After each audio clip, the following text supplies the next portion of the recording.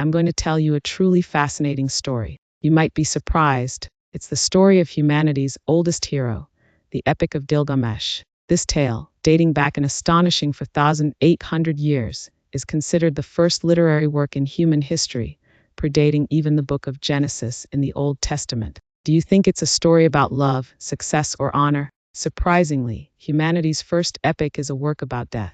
Quite a twist, isn't it? It's interpreted that the ancient Sumerians focused more on their present lives because they lived in harsh environments and experienced many wars. So, shall we uncover the amazing secrets of the Epic of Gilgamesh together? Let's begin. This Gilgamesh wasn't actually a good king at first. He was a superhuman 2/3 god and 1/3 human, but he was closer to a villain who oppressed his people. In particular, he casually exercised the first right de seigneur over young women getting married, causing immense resentment among his subjects. I'll leave that to your imagination. When the people were suffering so much that they sent an SOS to the gods created the wild man, Enkidu. Enkidu initially lived like a beast covered in hair. But through a 6-day, 7-night cohabitation with the temple harlot, Shamhat, he lost his wildness, began to walk upright, and gained understanding and intelligence, becoming a true human. Shamhat taught him human food like bread and beer, leading him into the world of civilization. This is similar to how in the book of Genesis, humanity gained wisdom and became civilized through the temptation of a woman and the forbidden fruit.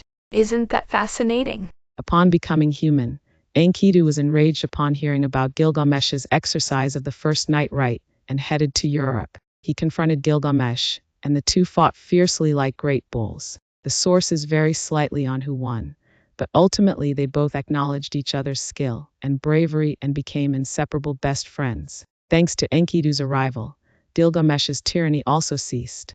Now, the two embarked on an adventure to achieve fame, deciding to kill the guardian monster of the cedar forest, Humbaba.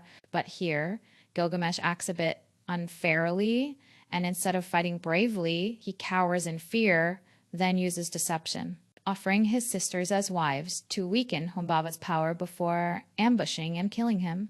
Furthermore, Enkidu strongly urged Gilgamesh to kill Humbaba, even insulting him, when Gilgamesh considered sparing him. The image of Humbaba is even thought to be the prototype for demonic beings like Medusa in later Greek mythology. After defeating Humbaba and gaining fame, Ishtar, the goddess of love and war, fell for Gilgamesh and proposed to him.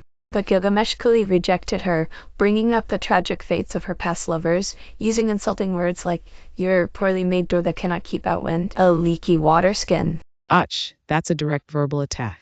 Enraged, Ishtar received the bowl of heaven from her father, Anu, and sent it to Uruk for revenge. However, Gilgamesh and Enkidu once again joined forces to deal with the bull. Enkidu even tore off the bull's hind leg and threw it at Ishtar's face. Ouch, just imagining it is brutal, isn't it? But their triumph did not last long. The gods, angered by the killing of Humbaba and the bull of heaven, decreed a death sentence for Enkidu. Gilgamesh mourned for 7 days and 7 nights, refusing to bury Enkidu's body until maggots dropped from it. For the first time, he was truly confronted with death. This grief and fear made him abandon honor and power and embark on an arduous journey to find eternal life. On this journey, Gilgamesh met an innkeeper named Siduri. Siduri advised him, "Eternal life is not for humans. Fill your belly with bread and beer, dance and sing, and enjoy the present." This is much like the Western concept of carpe diem. However, Gilgamesh, overwhelmed by his pain over Enkidu, firmly rejected Siduri's advice and did not abandon his quest for eternal life. Have finally met Utnapishtim, who was said to have survived the Great Flood and gained eternal life.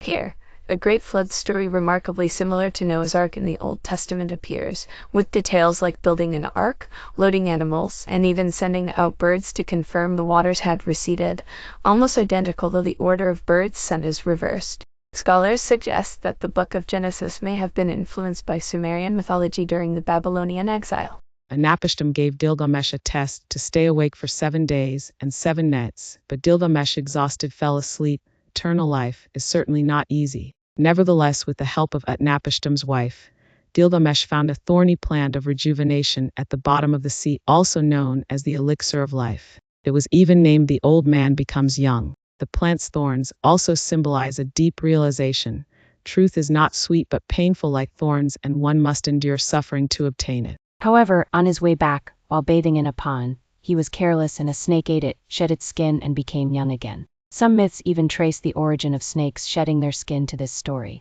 Ultimately, having lost the elixir, a disheartened Gilgamesh accepted his mortal fate and returned to Uruk to become a wise king. What he realized was, eternal life is not for humans, but true immortality lies in the accomplishments we achieve. So, he proudly looked upon the magnificent walls of Uruk that he had built. We cannot escape death, but our legacy can endure forever. How was it? The Epic of Gilgamesh isn't just an old story, it reflects the dilemmas of our lives, isn't it? People thousands of years ago and us today seem to struggle with the same questions about death and the meaning of life. Additionally, the Sumerian civilization was the first to invent many things, including cuneiform script, the wheel, the calendar, schools, beer, and even cafes. Some interpretations even suggest that the burning bush Moses encountered in the Old Testament was actually a thorny bush. This symbolizes that truth can be painful like thorns, but one must endure suffering to obtain it. Like in the Epic of Gilgamesh, wisdom or faith gained through suffering can easily be forgotten, requiring continuous practice and effort. I hope you all gain more wisdom in your lives through the insights from today. Ask Story, how is your journey with the Epic of Gilgamesh today? Please look forward to what fascinating ancient stories we still cover next time. And if you found this video helpful, please subscribe, like, and turn on notifications. See you in the next video.